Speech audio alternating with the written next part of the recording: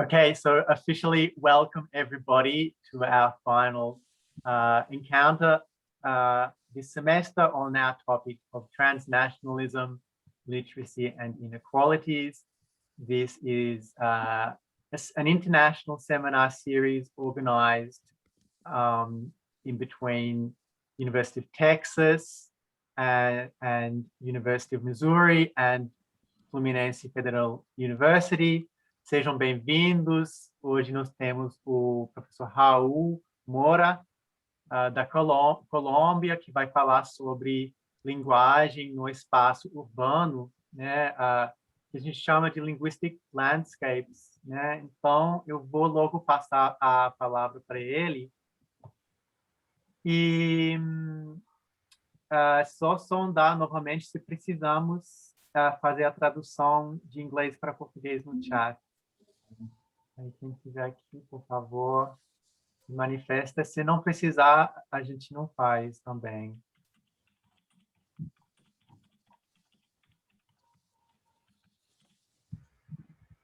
Vou passar a palavra para Miriam primeiro também para dar boas-vindas desde os Estados Unidos. Yes, sejam bem-vindos. So, what language is that we should use? We're going to try and use mostly English, I guess. Okay, so welcome everybody. It's a great pleasure to have you all here today. We have, it's good to see our colleagues, friends, and from Brazil and from the United States. I am representing the University of Missouri at St. Louis. And for us, this is when Ilona finished her talk, I said that we were not finishing or concluding. It's just a beginning of many other conversations we are planning to have together. And so it's great to have you here. And I'll pass, now it's the turn for Dr. Mara Barbosa from Texas A&M University, who's also a partner in this program. Hello, good afternoon. Thank you so much all for being here. I'm sure it's going to be a great presentation. I'm sure you're going to learn a lot from Raul. And I want to thank him especially, but I also want to thank everybody for taking their time to come and learn with us. So, Raul, over to you. I haven't really done a kind of official formal presentation, but I will leave you to explain your work yourself. Well, thank you, and muito obrigado a vocês por a invitação at the seminar. I'm really excited to be here today. So for people who don't know me, my name is Raul Alberto Mora. I'm an associate professor in the School of Education and Pedagogy at Universidad Pontificia Bolivariana here in Medellin, Colombia. And I also represent my research lab, the Literacies in Second Languages Project. So today well, first of all, I'm again, as I said, in Medellin, and I'm broadcasting in a land that has ancestrally been under the care of the Embera, the Zenú, and the Cunatule native Colombian original nations. So I think part of this presentation, I also want to honor their presence and their legacy in building the histories of what this city has become over the past few centuries. So today's talk combines a little bit of the work I've been doing with my research lab with this concept of city literacy and some of the ongoing work I'm also doing with curricular literacy, trying to bring them together for the first time. So before I begin with the presentation formally, a couple of moments of gratitude. First of all, again, to all the organizers, to Joel, to Mara, to Miriam for the beautiful invitation. Muito obrigado por invitação.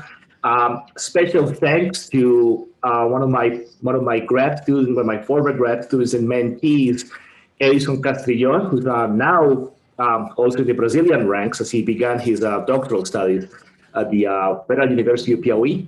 And he helped me a lot with the subtitles that you're going to see in green, the some Portuguese subtitles. I wrote a little bit and Edison proofread it for me at 1 a.m. So he's definitely a hero, and a hero in this particular journey.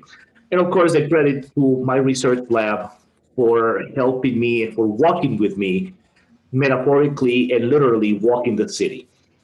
So this presentation is utopian in nature. It's very utopian in the sense that I want to show how critical literacy can help us build better cities, but it's not blind to the reality of the city. So it's a utopia that is not turning a blind eye to the realities of the world. And it's a story of growth. It's my story de crecimiento. It's my growth, my team's growth that we face. And that quote, the city where I was born and where my friends I grew up with, that's from an old campaign in the 1980s called Quiero a Medellin. So it's I love Medellin, and they had a really catchy theme song that started like that, like the city where I grew up, that I was born in, and so I decided, well, since I was also part of this, also included a lot of reminiscing, I decided to start with that. So I will develop 4 points in the presentation. First, a conversation, a discussão about the social imaginaries, os imaginários sociais de Medellin. Then I'll introduce the concept of the city as critical literacy, or a cidade como letramento crítico.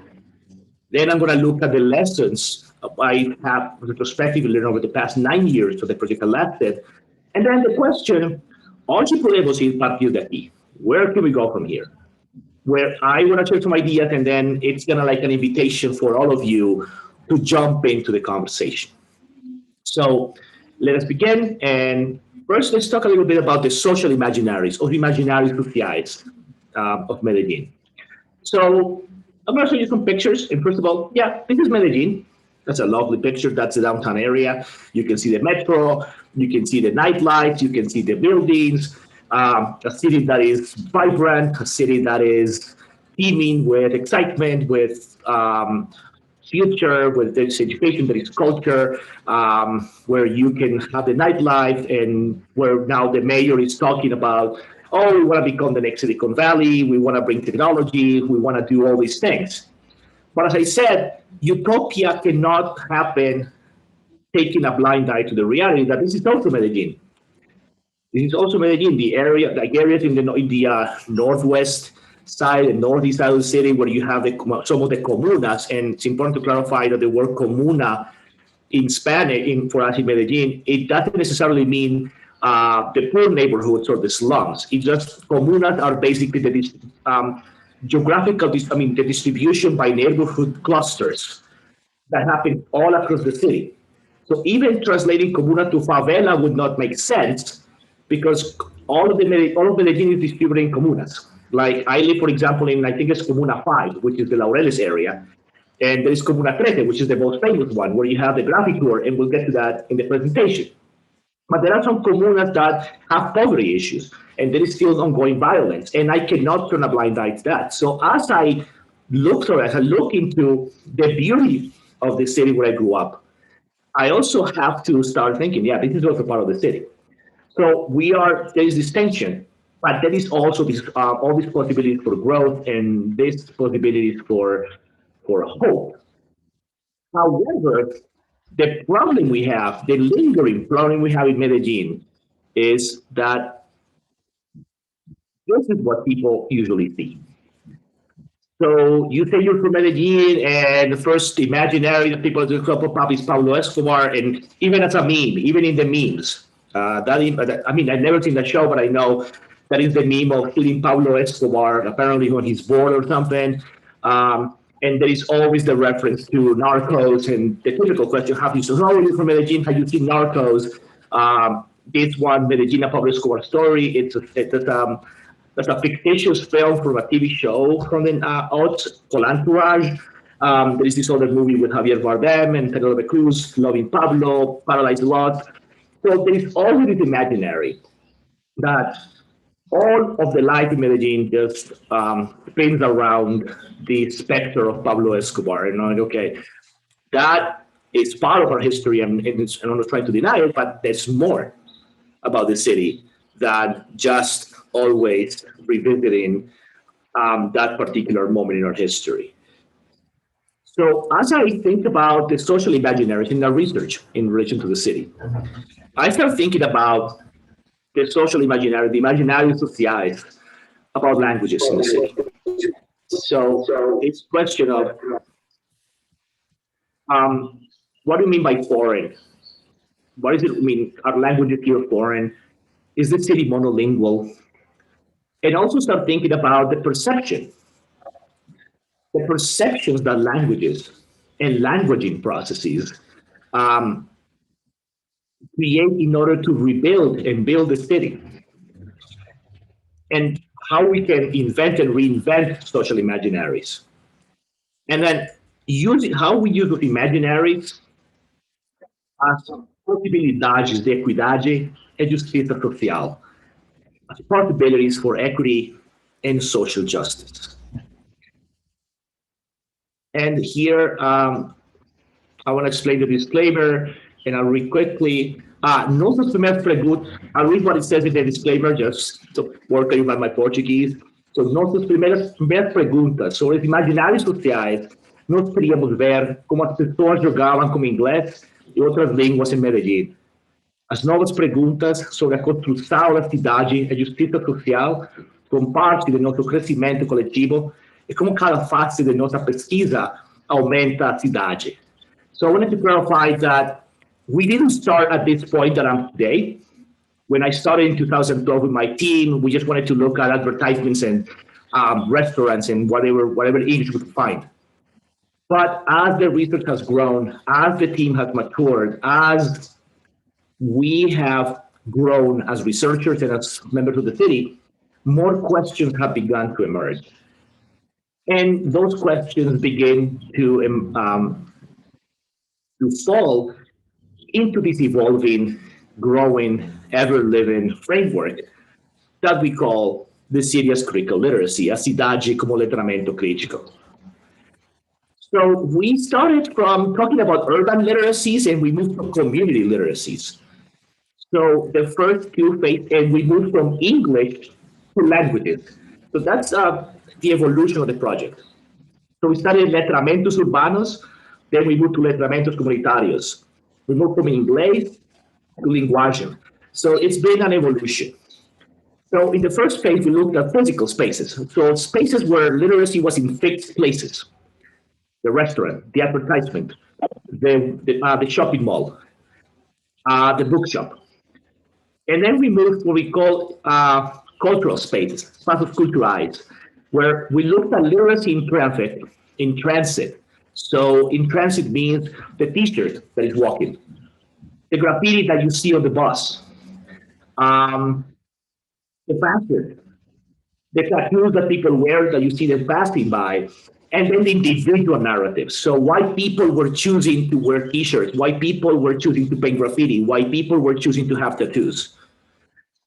And then we move to the third phase, which is community spaces, where now we're looking at how these literacies, these second language literacies, are helping create different communities through conversation clubs, through fandom, through comics, and how that reconfigures the city. And tentatively, phase 4 is very tentative. So this is not, I mean, this is where we're going right now, but we still have a few more weeks of conversations with my team. But we're thinking something about hybrid spaces. Now that we are in the pandemic, one of the things we realize is that there's a new sense of hybridity, where the physical, the virtual, the online, the offline, the synchronous, the asynchronous are all part of our life.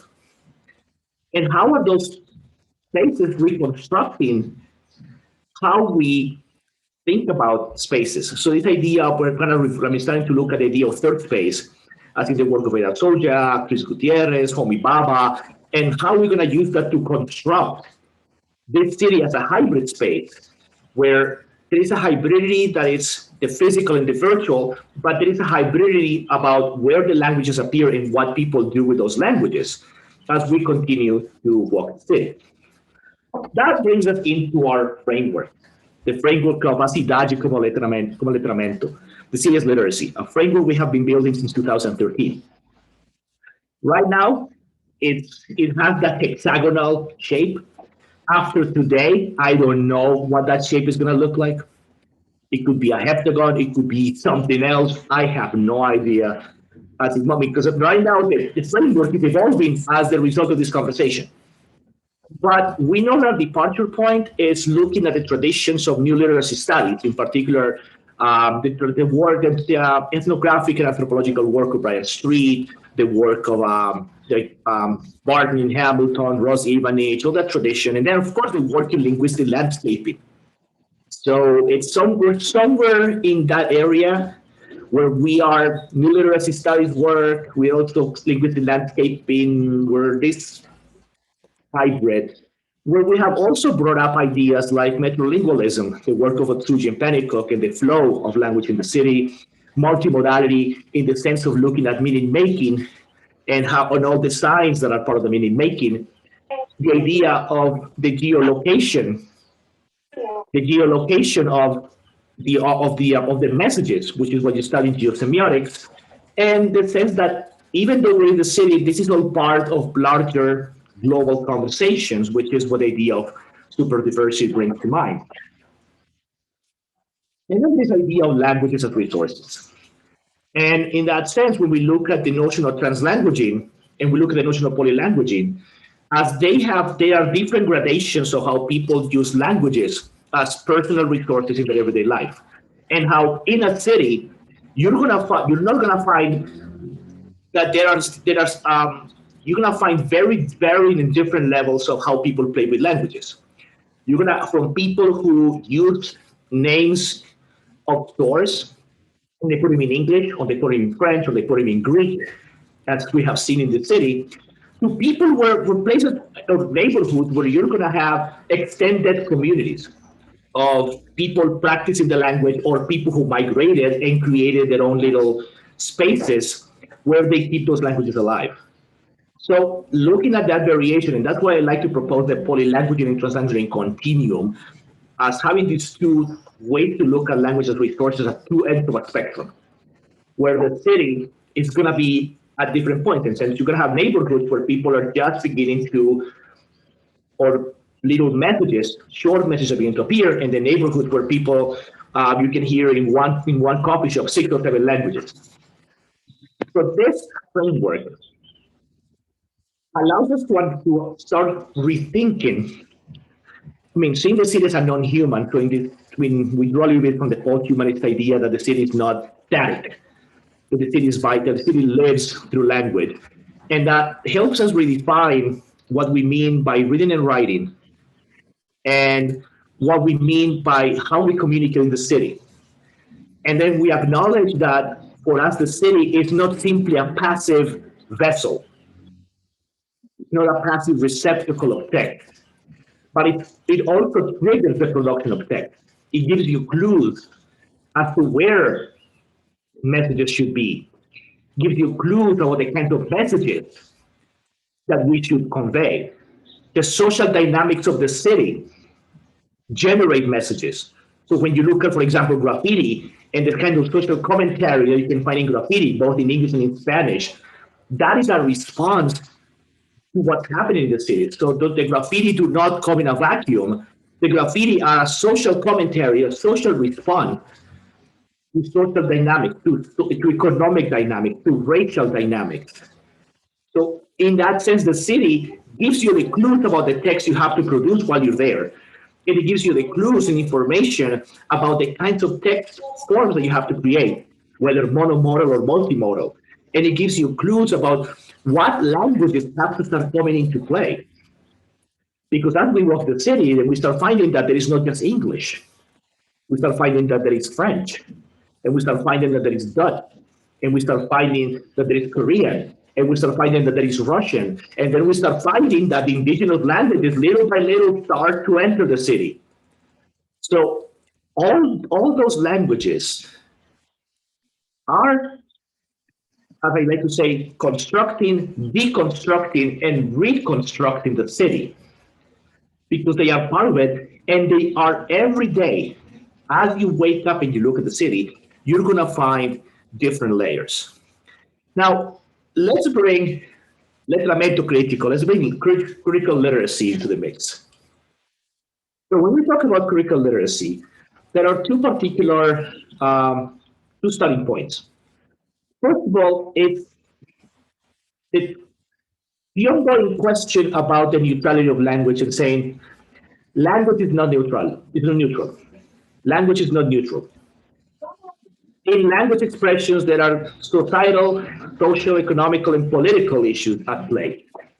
Okay, our word choices are social, economical, and political. The registers we choose to use in a particular situation, they correspond to social, economical, and political issues. All our language choices, or our languaging choices, whether like the languages we choose to turn into a second, third, or fourth language, so to speak, they correspond to these issues. And on the other hand, there is this ongoing idea that it permeates all of critical theory, but specifically critical literacy, this question about the social responsibility of academia. A responsabilidade social da academia.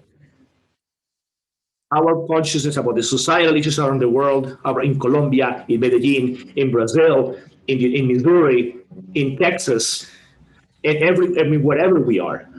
As academics, we cannot construct a scholarship detached from those social realities and aware of those social realities. Because then, as we start thinking of that social responsibility, there is this sense of constituição, going back into the idea of Paulo Freire, incentivo de constituição, é momento de reflexividade about the bigger picture for our research. Critical literacy raises the question, and it's a question that permeates this work.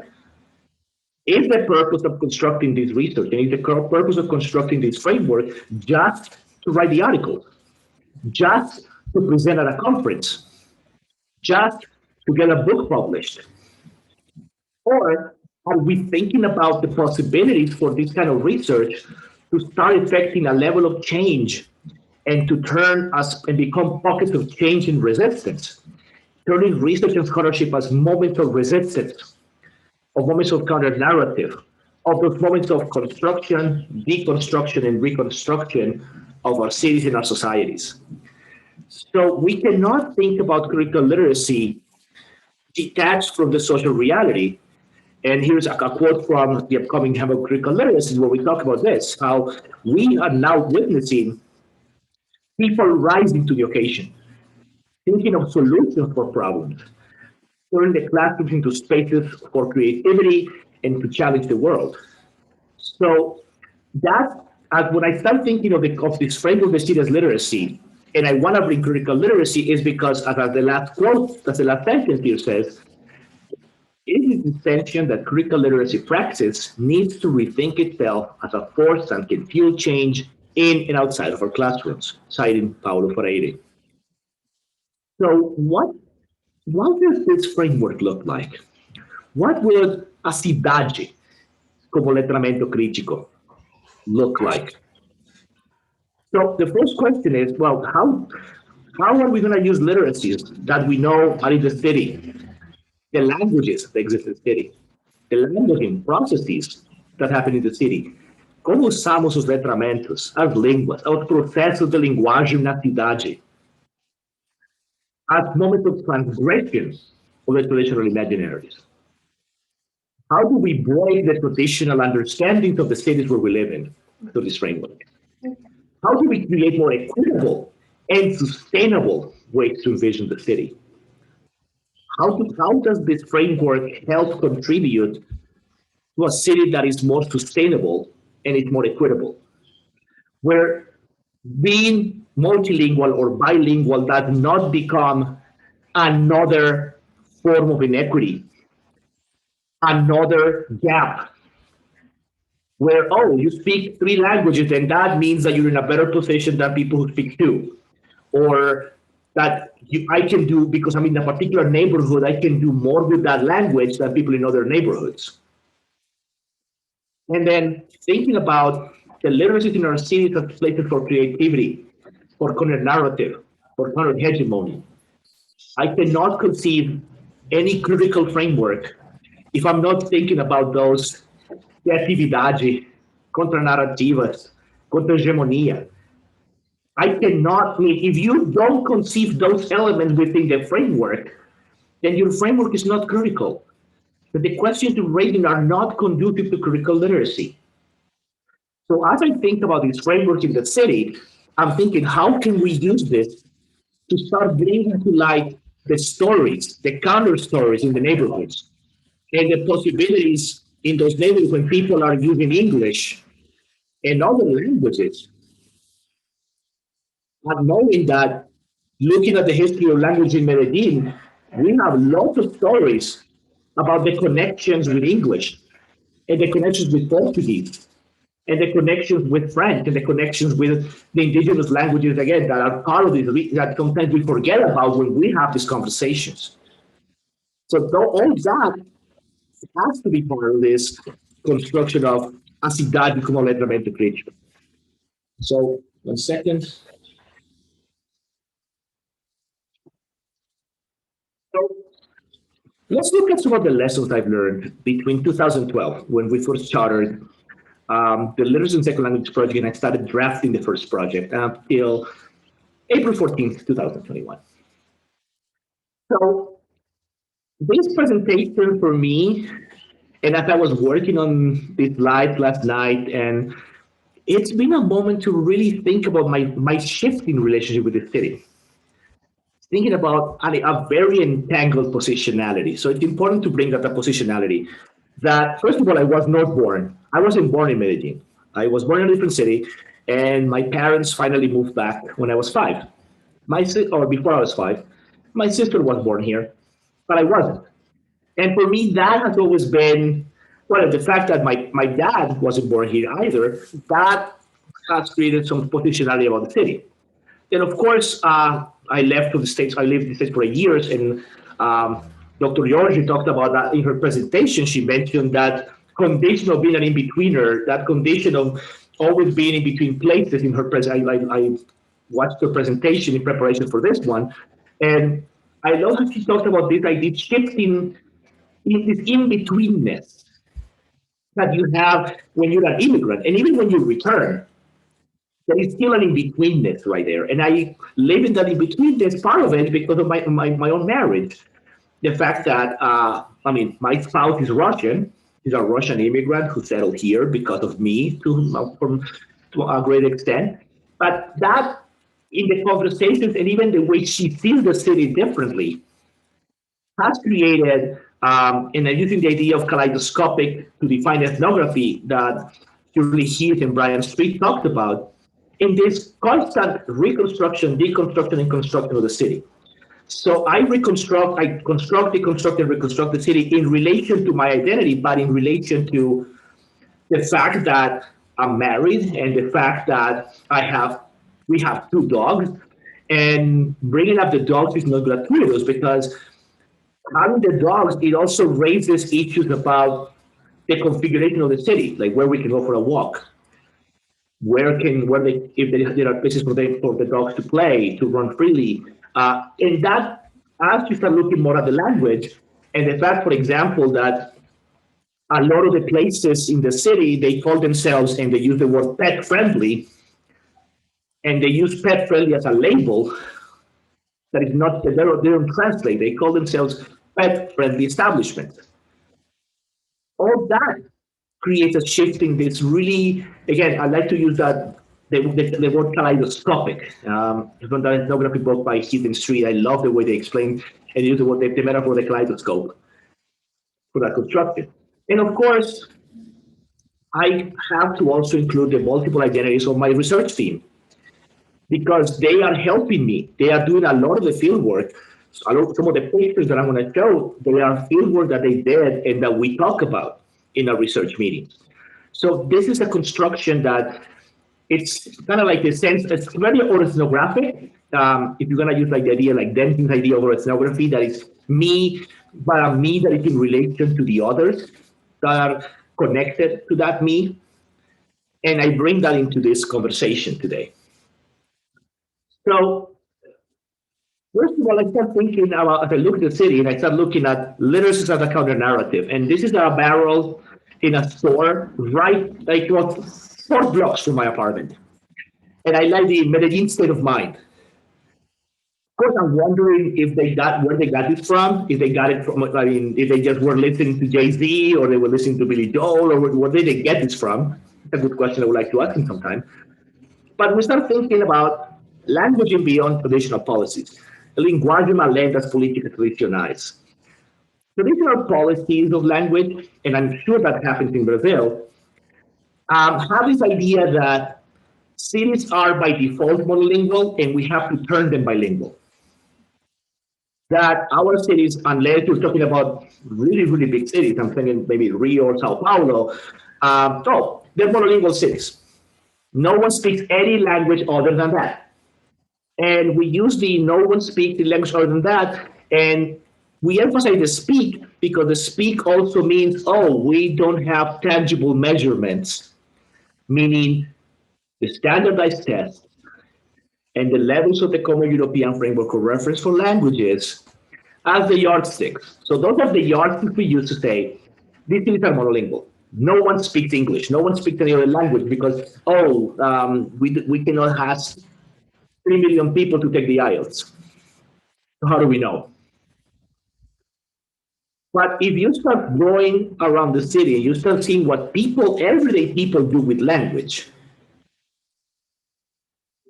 what everyday people do with language, however little, however big, because this is about putting all the pieces into one puzzle. As I put the pieces into one puzzle, what I find is a construction, reconstruction, and deconstruction of an identity. So Medellin is not the same. Once you start seeing, Medellin is not monolingual. Medellin has a lot of language and a lot of languaging in Spanish and in many other languages that begin to appear in every little corner, in every little place in the city. And you start connecting the dots. That gives you a very different sense of the city. When you start recognizing that, yeah, a cidade é multilingue. Our city is multilingual. But then what comes after that, it's transcending these views of privilege that say, oh, yeah, the traditional imaginary. Oh, yeah, you're going to find a lot of people speaking English in the rich neighborhood of El Poblado.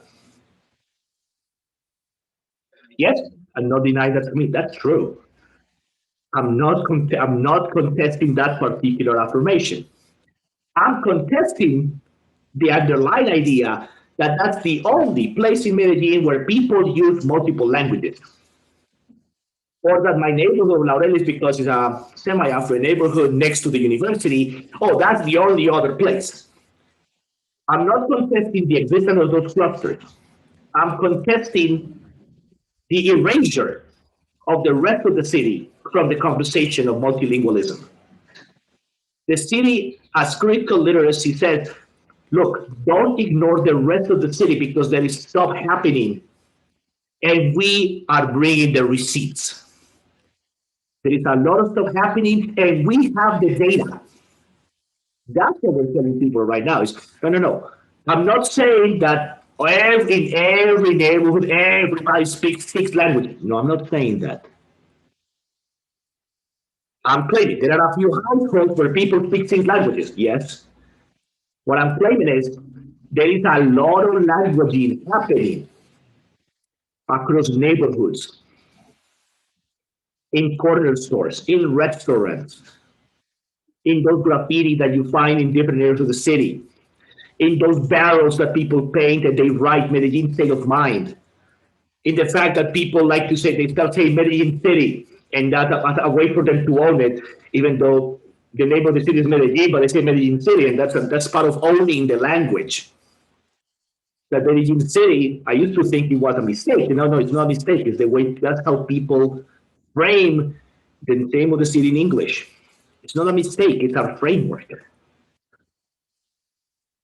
And then we start having this rupture with the discourse of pain. And I wanted to find this graffiti, of course, because this is a live webinar, I decided to cover, be polite. You don't want to get myself into too much trouble or have this video cut down from YouTube because I didn't put that little star right there. But one of the things we're saying here is letramentos da cidade não estão tentando varrer a tragédia para debaixo do tapete. We're not trying to hide the tragedy. What we're trying to tell you is we do not need Netflix to remind us of what happened. We don't need Hollywood to remind us of what happened. A lot of us, people in my generation, we grew up with the pain. Our elders lived through the pain. The ones following us are still living and reeling through the pain. So we don't need you, sir, the media, to try to tell us the story we know. We're not going to let that go. The pain is still there. We all have memories, and we all know someone who knows someone who knows someone who died in that era. We all know someone who knows someone who knows someone who was a victim of the ongoing violence. Some of us, directly or indirectly, lived through the violence.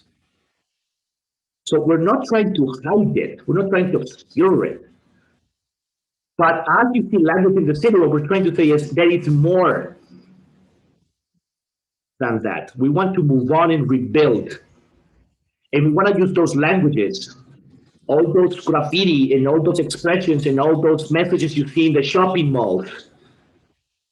We want to also use them as spaces for healing.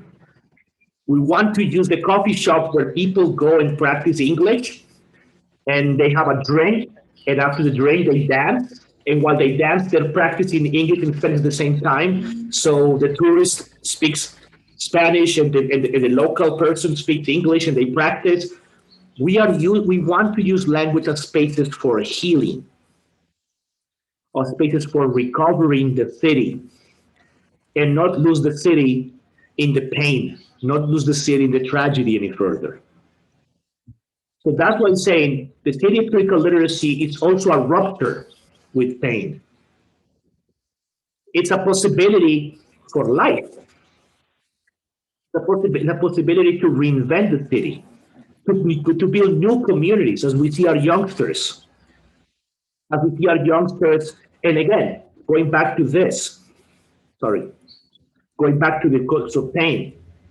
We have examples, and we have one example here. I want to make a shout out to Edison and his work with podcasting, and how through podcasting with his students, he has given them possibilities to heal, to tell stories that they wouldn't tell otherwise. With my students, I do slam poetry. With my undergrads, my principal teachers, they do slam poetry as part of the methods class. And the first time I tell them we're going to do slam poetry, they look at me like, we're going to do what? Isn't this a class to learn how to teach English? Like, exactly. But slam poetry in a place like this, in a moment like that, has become a space for healing. So I can see that the poetry, they heal, that they tell us stories that they wouldn't tell otherwise. And every time they tell me the stories, I inevitably, every semester, I always end up crying in the class. There is always one point that makes me cry. But that cry, it means it's the healing. It's the possibility of healing that using that second language is affording us. So in that sense, it's looking about those community languages.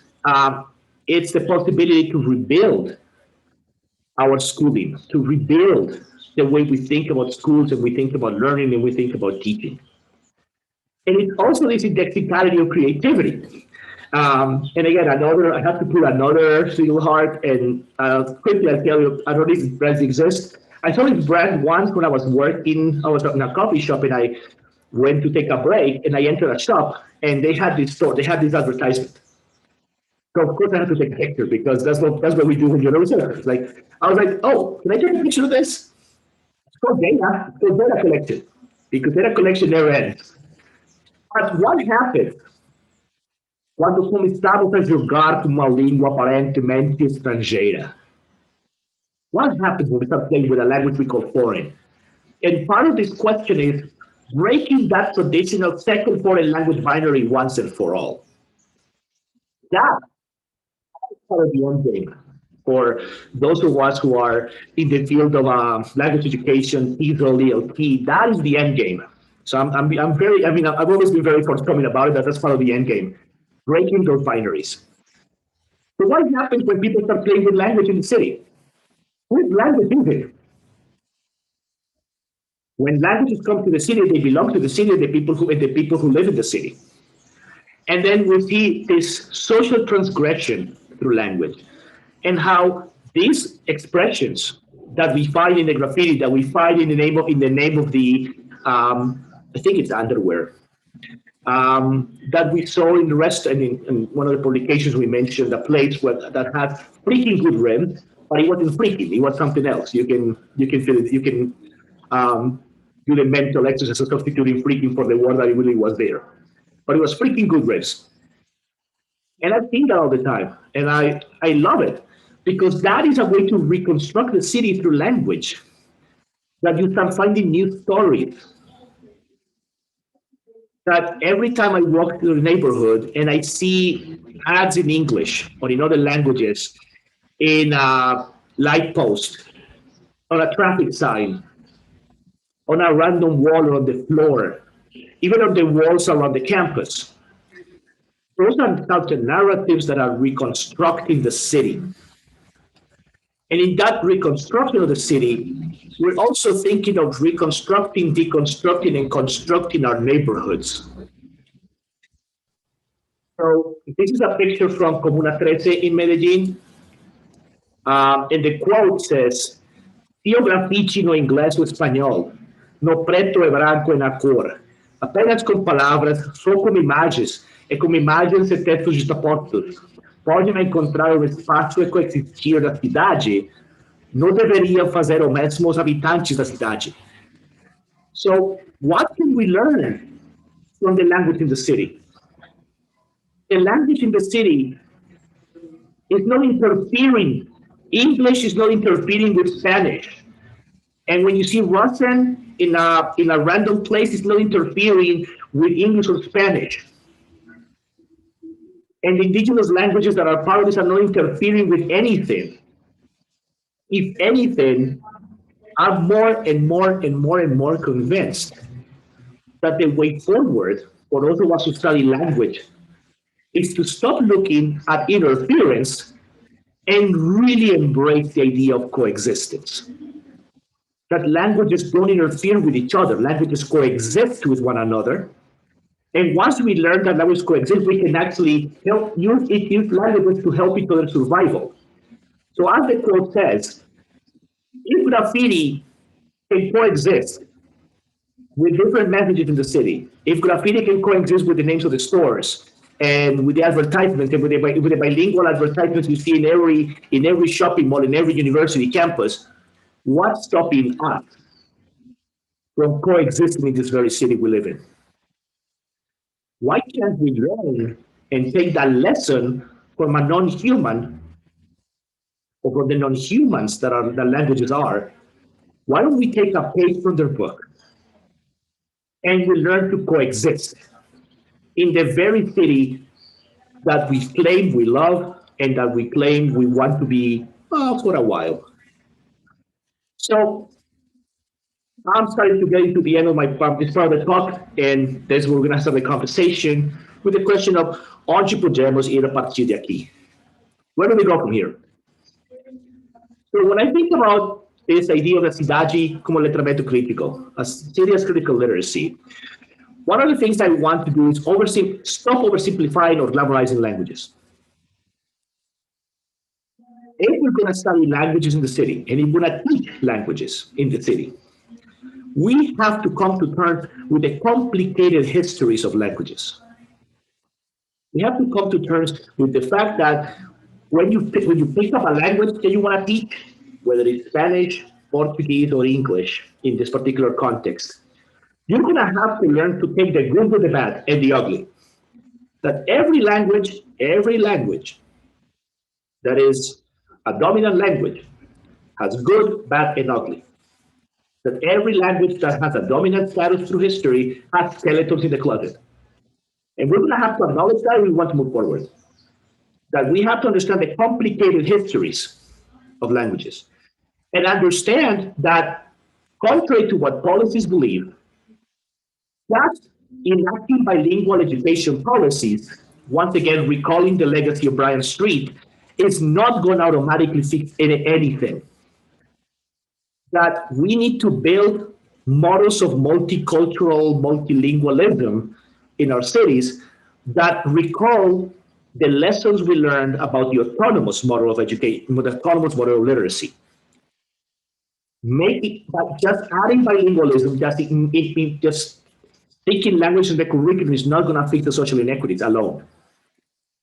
But in those languages, if we use them to tell counter narratives of our cities, to tell the stories we really want to tell to the audience we really want to share it with, in the languages that are at our disposal, then we can start making change in the city. So this is not automatic and it's not by default. It's by design. And it's a sense of criticality for language. How we break the power dynamics inherent in bilingualism. How we give new goals and purposes to language in the city, in the here and the now, for the people who live here. And how we can use those languages as ways to improve those tensions and those social dynamics and those racial dynamics that happen in the city.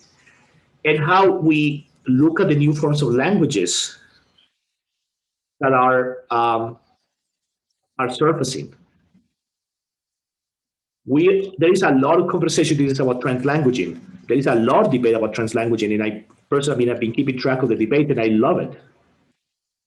I love it.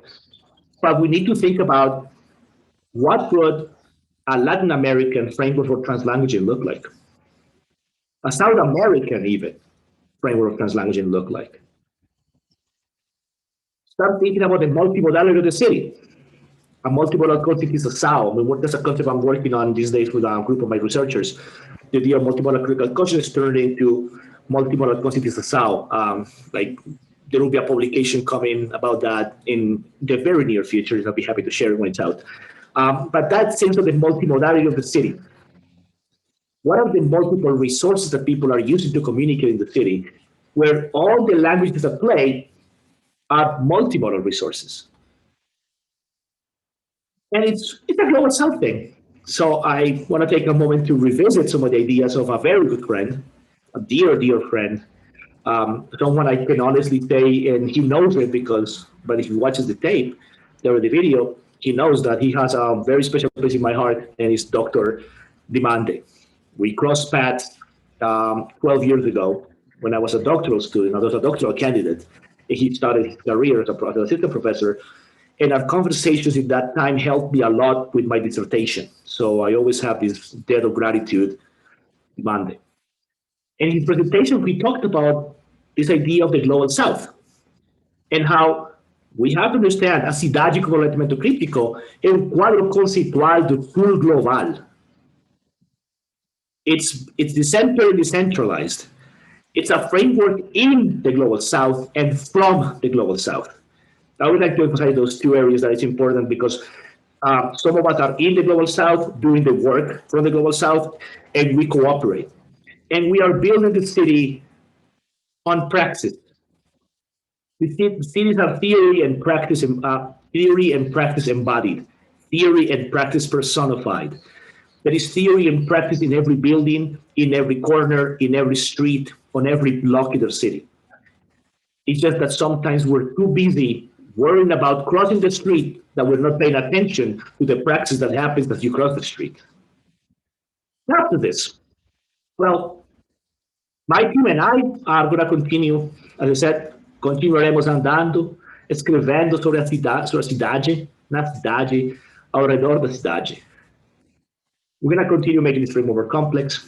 We're going to continue doing it along the way. Mas não queremos fazer isso em nossos espaços confinados. We don't want to work by ourselves. That's why we're here. everybody's welcome to the conversation. I mean, we are building this framework. We already coined the term, we already published the framework.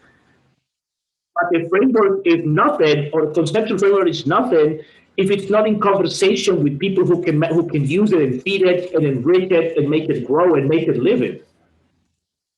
So I'm just about to end it, but before I end, first, umas saudades. Quick tribute to the first teams that started this. So the first team that I had between 2012 and 2015, Cami, Nati, Melissa, Nati, Carla, and then the second team, where it was Marjorie, Aleja, Sara, Nati, Cami, Tati, and Tati. Because a lot of the work we're doing, these two teams lay the foundations. They lay the foundations of the house we're building. And I think part of recognizing the theory of literacy is recognizing that you're standing where you are because there's a historicity. There are people who build things where you can build more. And then, as equipes pensando isso comigo agora. So right now, the team 3 who's doing the community spaces. So I introduce Effie, Julie, Anna, Sarah, Emmanuel, Christian, and Daniel. And then the team that is thinking with me right now, the Hybrid Spaces project. So it's Catalina, Stephanie, Camila, Dina, Valentina, Stefania, Carlos, and Alejandra. These 13 students are the ones pulling up with me on a daily basis as I keep thinking crazy ideas like the one I'm presenting today. So because I now want to really have some time for conversation, for discussion, for community, my gratitude, thank you, gracias, muito obrigado for your time, muito obrigado por seu tempo, for your voice, for your taking time from your busy schedule to listen to me and being committed with me as we continue reflecting on how to build better cities through that thing we call literacy. So once again, muito obrigado, and I just can't wait to start the conversation and the questions and whatever else this is going to trigger, because I don't know what's going to happen once I stop sharing. But once again, thank you so much.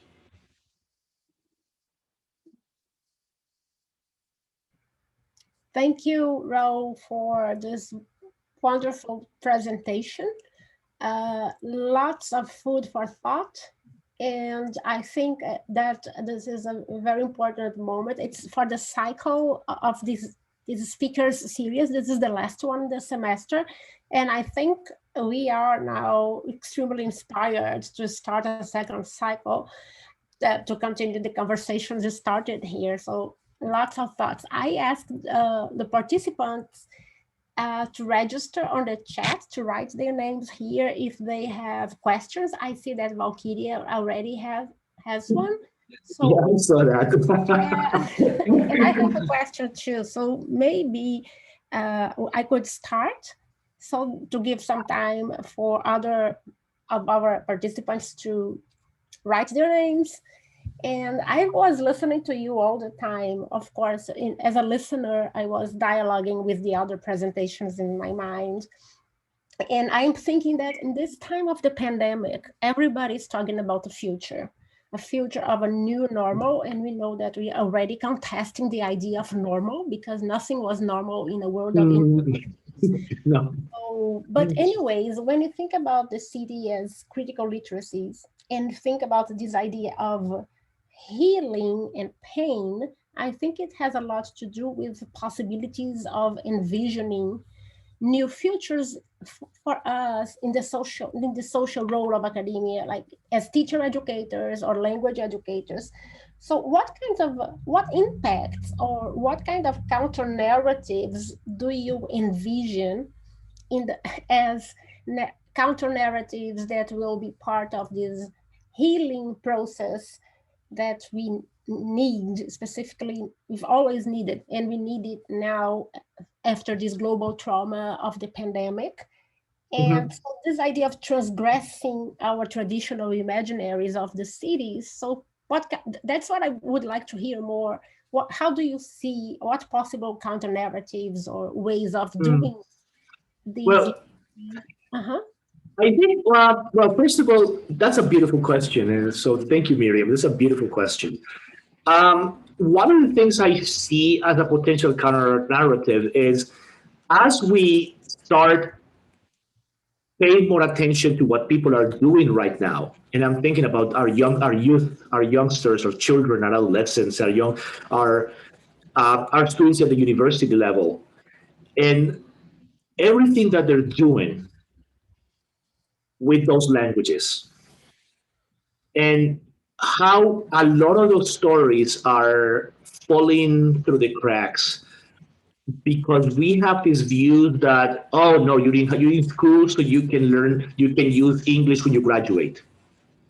And when you graduate, you go to college. No, you're gonna have to wait until you start your job, and then you're gonna start using the language. I'm like, so you're basically telling people they're wasting 10 years of their life learning something they're not gonna be able to use tomorrow. Mm-hmm. So is that what we're doing? And as we realize, no, as we start using this idea that the languages you have are tools that you can use to tell stories about the city, as they are doing already. I mean, when you start looking, for example, at some of the social transformations in a place like Comuna 13, languages have been behind the transformation. That yes, this because they want to attract tourists. Yes, but we got to start somewhere. Like, yeah, but it's for tourism. We gotta start somewhere. We gotta start somewhere. If tourism is a starting point, then fine, it's a starting point. But what happens is once you go to a place like that, through the languages, as you take people on a tour, you're not simply gonna give them the script, but you're gonna you're gonna be telling them stories of what happened and stories of what's happening. Because of what happened and what's happening. I think those are two important moments in this conversation. Sometimes also we worry too much about what happened and telling the past story. The past history is important, but also we also need to know what people are doing. Like right now, there is a lot of conversation about what's happening with the pandemic, and there is a lot of global concern about that. But one of the things that has happened is that as people have had to retreat to their homes, I mean, other things are happening. And we are rediscovering new spaces, and we are reinventing spaces, and we are reinventing activities. And that is happening in the very city. Like the fact that we are confined, and that happened to, I mean, my project is ethnographic in nature, or it was initially ethnographic in nature. So now we're gonna have to walk the city. Like, okay, now we can't walk the city as much as we did. So first of all, you learn to maximize the possibilities. So I always, when I walk around the neighborhood, I've always got my phone with me, because I know one of the advantages of having dogs is they like to stop and smell. They stop and smell a lot of the time. So sometimes when they stop to smell flowers, I actually have time to contemplate the city and to contemplate the data that I wouldn't notice if I were on the run. So even in a place like that we had to retreat and slow down, that is giving us opportunities to start finding things we didn't know existed in the first place. So that as we start discovering things we didn't know were there. And it's interesting because sometimes it's something as mundane as there is a repair shop in that corner. Like it happened to me, I just realized that they have a leather repair shop 2 blocks from my apartment, and I didn't realize it was there until a week ago. Like, wait, this is here? This is here?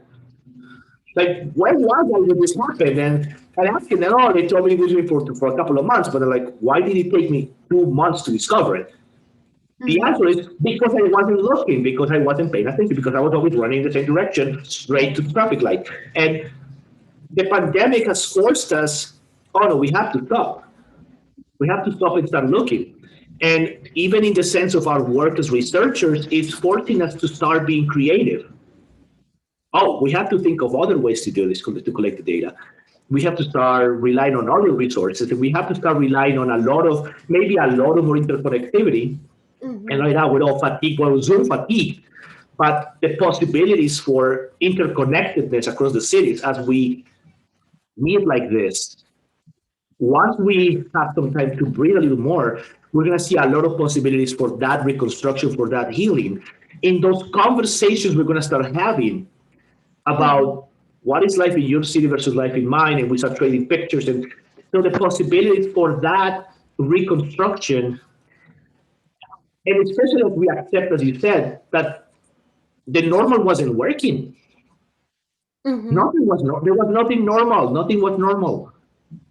And that normal wasn't working, and that normal wasn't working either.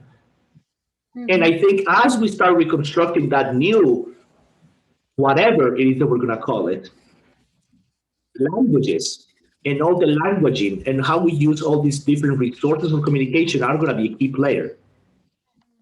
So I think, I hope that begins to answer a question that is the object of a very, very long conversation with lots and lots of coffee. But that's great to have conversation. Thank you. I think there is a question from Dr. Mara Barbosa, a question from Valkyria, Mara Barbosa, Valkyria Montemor. Anybody else? There's a question from Ivanetti Daura Sampaio, the question here too. So we can go in that order, Mara, Valkyria, then Ivanetti. Okay, so Mara, please. Okay, yeah.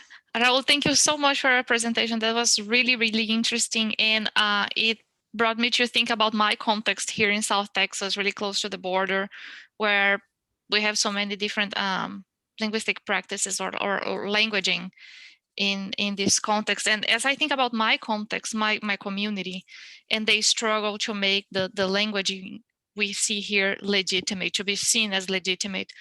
I wonder what kind of challenges you see in terms of legitimizing the language that you find and that you see in Medellin. Can we make it legitimate? Can we make people see it as legitimate?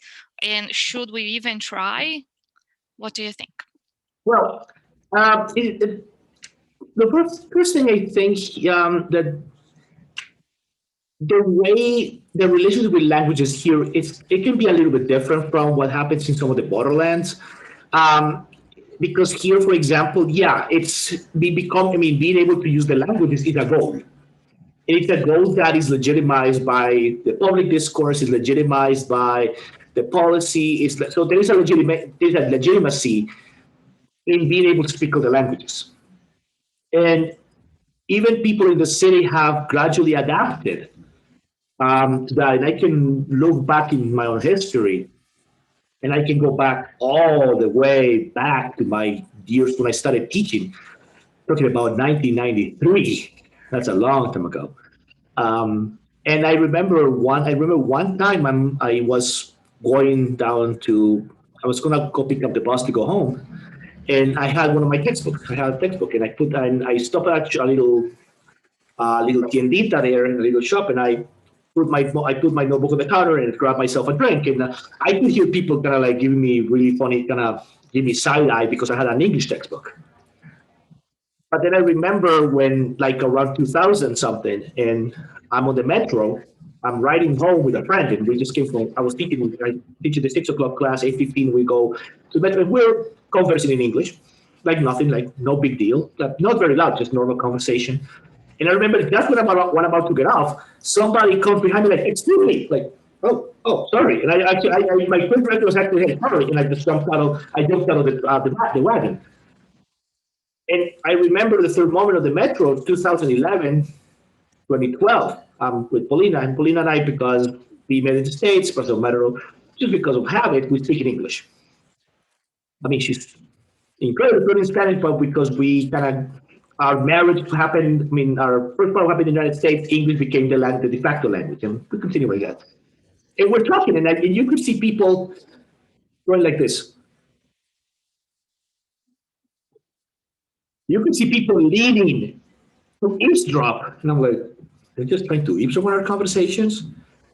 I mean, I laughed, but it was funny how that culture, that shift from the funny side eye to now you have children, turning in, and you can see in public places that there is not that funny look. It's just, oh, okay. Sometimes I do that when I hear other languages and like, oh, but it has become more of a part of the city. So there is a lot less backlash. Borderlands they're very particular because in some of them there are a lot of political issues that prevent those things that legitimacy from happening. Like I would say in a place like Latin America, a lot of places are they're bilingual friendly, so to speak. or they gravitate to that. More or less, I mean, so that's why I would say there are possibilities for using this framework in the sense of let's really accept the fact that no matter how bad you want those languages to disappear, they're not going to go anywhere. They're not going to go anywhere. And hopefully, as more of us start to speak up about that, about the fact that, listen, multilingual people are not going to go anywhere. And people playing with languages and throwing words from different languages into their native language is not going to go anywhere. Maybe that can help against that pushback that you're going to find in certain places and regions of the world. Awesome. So Thank yeah. you. All right, let's see, because Tiria had a couple of questions. I'm just going back into the chat. So, so let's see, I have a question. When you say rebuild imaginaries, what imaginaries do you have in mind? The ones that are marginalizing, what should become invisible in foreign countries? Well, yeah, that's where it started, Valkyria. It's good. It's very good. It's always lovely to see you. It's always lovely to see you and talk to you. Yes, I mean, there are a lot of imaginaries. And I would say that when I think about rebuilding imaginaries, I'm even starting from the imaginary of what languages should look like. What languages should look like. I recall I just recently was having a conversation with a doctoral student, and it's connected to this, where I told her, I mean, there is nothing more misleading than a paper publishing an article because it looks too pretty. I told her an article published in a journal is basically the Photoshop version of what you started with. It's a picture with it's a photograph after Photoshop. And sometimes the problem I have is that what the imaginaries were selling as this is what language speakers should look like is the Photoshop version. It's a Photoshop version of that. So part of the imaginaries in this is accepting that no matter what language you speak, whether it's your L1 or your L2, there are imperfections. That language has a lot of imperfections. That language is it's not Photoshopped. So stop trying to get into the Photoshop version because the Photoshop version of the language doesn't exist. But the fact that we're always attaining and we're always catering to meet that Photoshop version of the language, it's causing a lot of harm to people using the languages in our cities and even people teaching the languages, people learning the languages, because we're all chasing an idea that doesn't exist. So even in that sense, even the way we speak the languages in our cities, because we're always thinking of the Photoshop version of the language, we're marginalizing everybody who doesn't fit that standard. But when you realize like how many people don't fit that standard in Medellin, I would say 3 million. How many people live in Medellin? 3 million. I will tell you that, yeah. So in that sense, yes, those imaginaries are the imaginaries of what language should look like, or where we should use it, or with whom we should use it. And actually start making it more, no, you just use the language wherever you want, whenever you want. No, it's something like Shakira at the moment, whenever, wherever, right? And whenever, wherever you want, with whomever you want, or whatever you need it. And I think if we can rebuild those imaginaries and permeate that discourse into areas like teacher preparation, teacher training, and research, we can really start giving a sense of social justice to the work we do with language.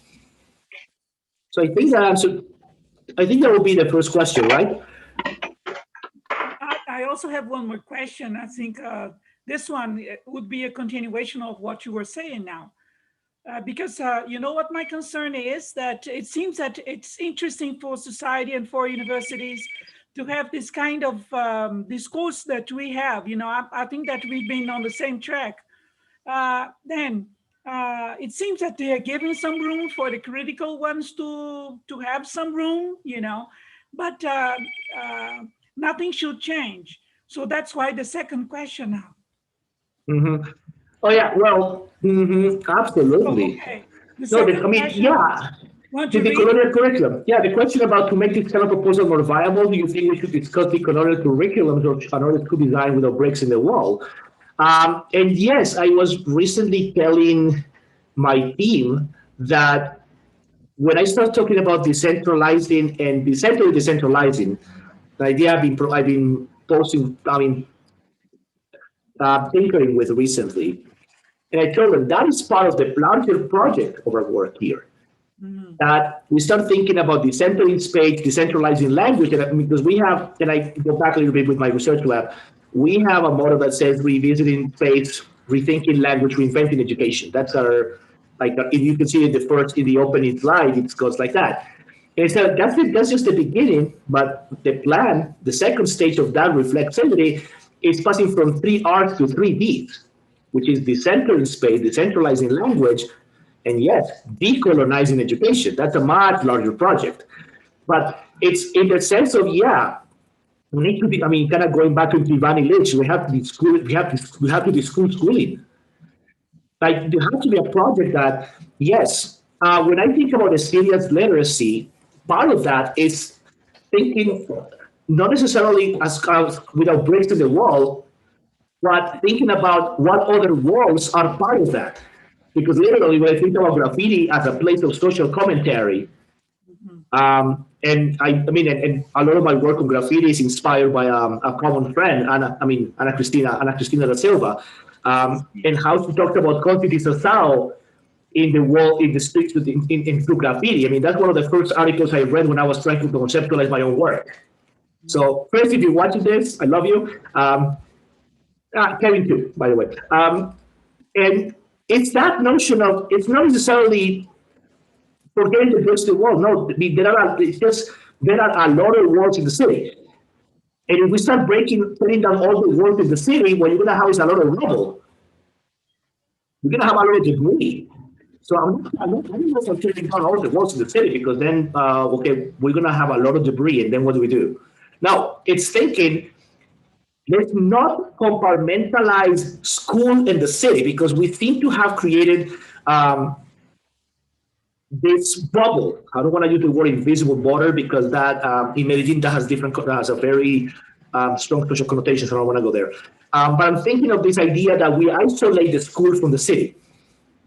It's like, oh, no, like whatever happens no, we cannot cover in a bubble the school from the city. Right now, the schools are closed because of the pandemic. Our university, we started going back into alternating schedules, hybridity. We started the third wave. We have to send everybody home again. But schools are still running. Teachers are still teaching. Students are still learning. People are still using languages. So when we start thinking of those breaks without walls, yes, let's start thinking of how we're going to reconstruct spaces. That learning is happening even if you're not in those walls, but that there are other walls that are sustaining the learning. So yeah, my answer would be resounding absolutely to answer your question, Valkyria. It's a resounding and absolutely unapologetic, absolutely. Thank you. We have to go on talking about this kind of issue, right? One day. Of course we are. Let's see, we have a pleasure. So we have here the question of Ivanachi, and then we have Joel has another question. So let's go to Ivanachi. Raul, don't you think that the first step is to accept to understand that nobody is born monolingual? Exactly. Hey, what are Ivanachi? No, it's exactly that no one is born monolingual, because no one is born monolingual, and I'm gonna go into this. Even if you only speak one language, you're not monolingual anyway, because within that language you are working with multiple codes, and you are working in multiple registers and moving in multiple communities. And with those communities, you always have all these possibilities to play with the language. So when you start adding another language, then that just increases the repertoire and the number of registers. But it's not linearly, it's not an arithmetic, it's actually, I think, more like a geometric rate. So no one is born monolingual in the sense that you only have one discursive pattern that you use all the time. No one is mono in the sense of, even if you say, oh, I speak one language, it's not a monochromatic use of the language. If you want to bring another layer of another way to frame it, it's not monochromatic. I always tell my students, I mean, I always make a joke in my classes. I tell the students, because I'm very careful, like kind of like I show the graffiti, to put those little signs in the U, in the graffiti and the branding when I'm in my class. And I tell my students, when I'm teaching, I'm Morgan Freeman. I'm very, my English is very classy. I don't care. And I tell them, when I'm meeting with my research team, I'm Samuel Jackson. I'm Samuel L. Jackson. I mean, my language is completely unhinged. But part of that is because it's not because it doesn't mean my students see me as less of a scholar. No, for me, no. This is a safe space. This is my little safe space where I have a community that we take care of each other, and part of that is that I curse, and I curse a lot. And again, with my students and with my research team, I'm completely unapologetic about that. So, but I have those. So, and those are just layers of meaning making. So even if you're talking about one or two minutes, you're not talking about monolingualism in that sense, that there is one single way you talk all the time on a one-size-fits-all approach to that. Exactly. And there is a lot of work related to that when it comes to Black linguistic justice. I'm recently the work of an American scholar, April Baker Bell, and the work Sida Kennard and Lamar Johnson, who have been talking a lot, bringing up these questions about how monolingual we are, and how, even in that sense, we tend to marginalize some monolingualisms at the expense of others. But the answer is no. That concept of monolingualism is a myth. It's another myth we have to debunk, and we have to debunk it fast before we get vaccinated, hopefully. Now, Joe, we have a very nice question here. Joe, would you like to elaborate on the question? Hi, I've got a very noisy renovation here, so I'll read my question, but that's why I'm not appearing. That's why. Okay. All right. No. Comment on race in relation to language and the organization of the city. In Brazil, the discourse about center and periphery is often a kind of a code for racial divisions or maps onto them. And picking up on that monolingual ideology, there's an interesting term that Daniel Silva has used, Pelis multilinguis máscaras monolinguis. Yeah, from Frantz Fanon. About that distinction between an idea of an elite white multilingualism and a Black or indigenous or monolingualism. Oh no, that is, and and we have, even in the sense of teaching, the language teaching, there are a lot of racial tensions. It's because, for example, it's a known fact that we can even see the racial divide in terms of what teachers go to public schools and which teachers go to private schools. And an interesting thing is we have a lot of, in certain parts of the city, we have a lot of Afro-Colombian teachers coming from Chocó. They graduated from the university and moved here, and I have the privilege of working with several of them in the master's program I used to coordinate, where I still teach. And they're incredibly committed, hardworking teachers. That some people judge them because, their level of English is not up to par to others. But if we're going to go back into the Photoshop version of the picture, nobody looks like that. Because even it's all the native speaker. Even if we start thinking about native speakers versus the Photoshop version, how many native speakers fit that mold? How many native speakers look like the Photoshop version of English that we want to sell? Because this is not even about native, non-native speaker divide. This is about a Photoshop version that none of us, regardless of where we are, can attain. But that also adds to those divides, and in the sense of even the sense of who gets access to the language. So that is a larger question. That if I intend to move this project into a critical stand, at some point that question is going to start knocking on our door. So it's not a question that I'm avoiding. I would say it was a question I wasn't I wasn't tackling when I first started in 2012 because, well, I don't think my team had the level of maturity to handle that. I didn't think at the time just starting my postdoctoral career, I wasn't necessarily ready to tackle that question myself, and sometimes you have to be wise about it. Now it's like, okay, I'm a little older, I got a little more gray hair, and I'm a lot more outspoken than I was when I first started. So now is a good time. Now's a good time to get into those questions and as I continue navigating the city, those tensions are going to appear. So I recognize them, and they haven't really begun to surface in the data because I think the data has been bringing us into that direction. So I think this conversation today is going to trigger a set of new questions that our team is going to tackle. We're looking at those racial disparities, and that is going to start popping up because we see it also in the graffiti, and we see it in the social, in what people wear. We see that social commentary, so it's there, and now probably I have to go back to the data to see where else it's there that I didn't see it the first time I looked at the data. Thank you, Raul. Lucas said he had a question. Lucas. Yes, hello, Raul. Nice to meet you. Thank you very much again for your presentation. Hello, everyone.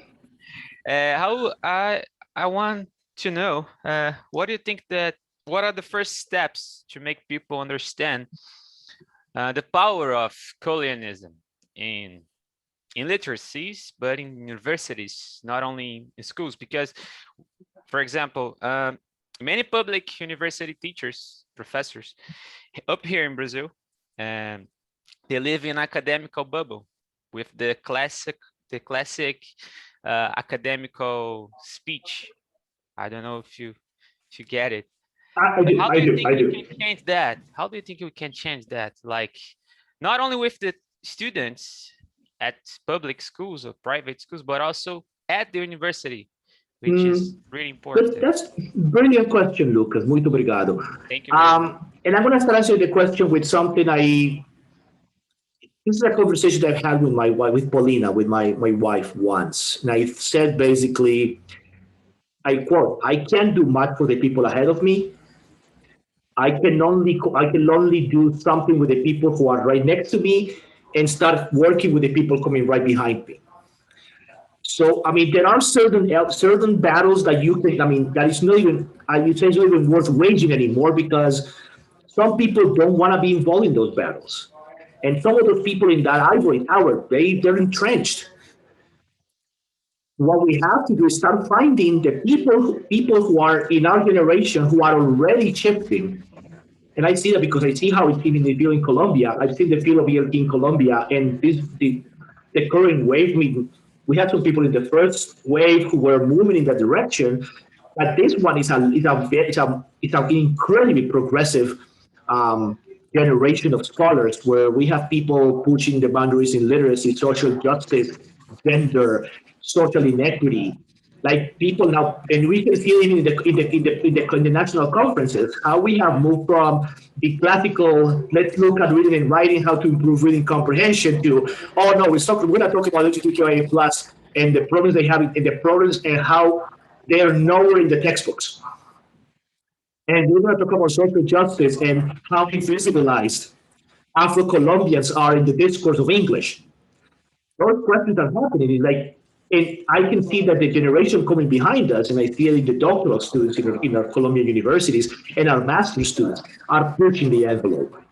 So there are people in front of you that, it's like, no, it's not even, I don't even bother anymore with certain people.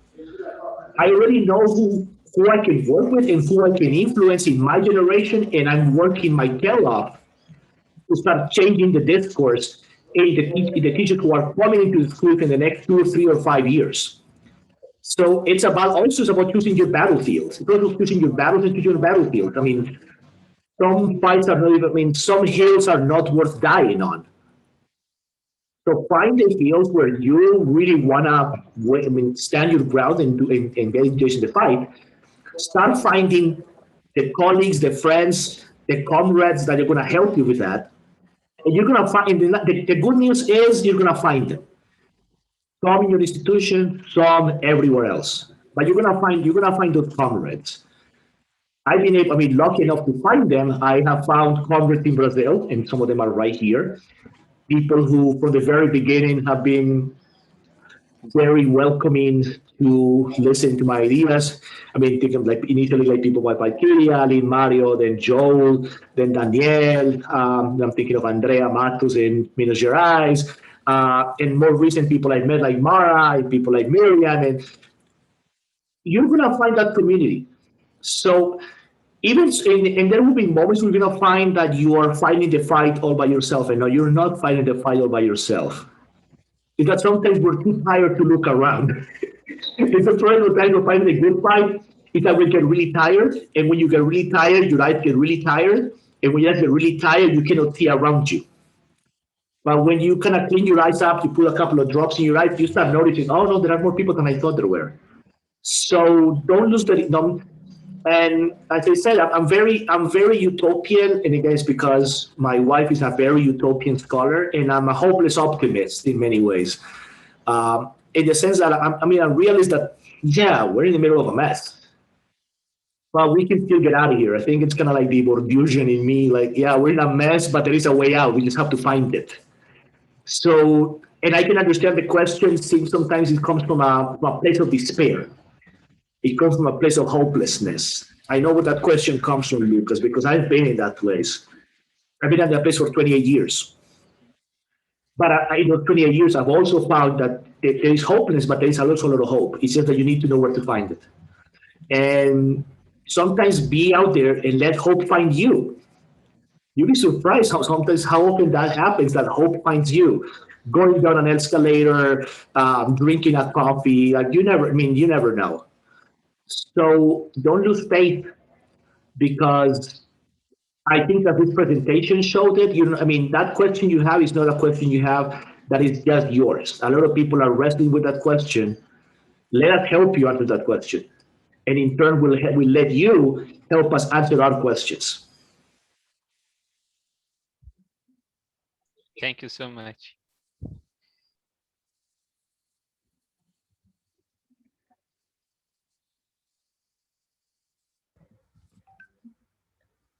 Right, Valkyria, good seeing you.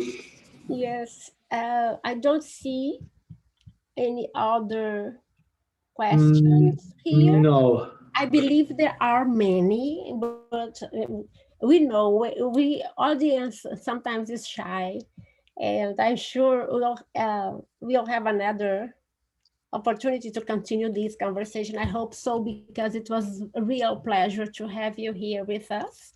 So I believe it's time to, yes, I think we can, I'm talking to Joe here in the chat.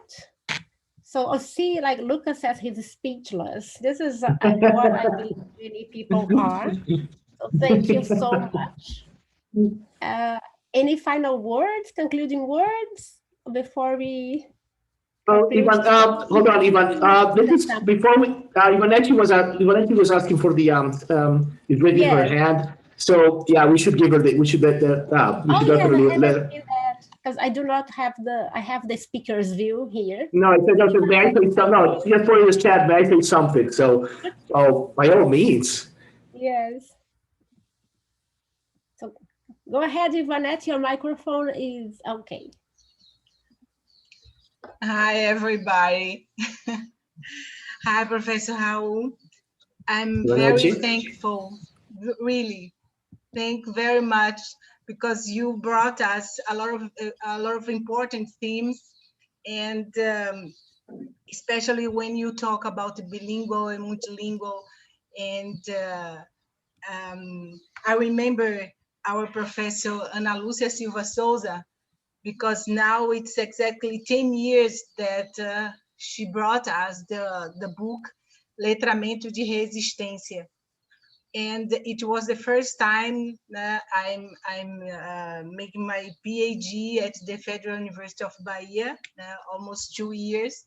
And it was the first time that I talked in the university about literacy, and especially not only critical literacy, but racial literacy.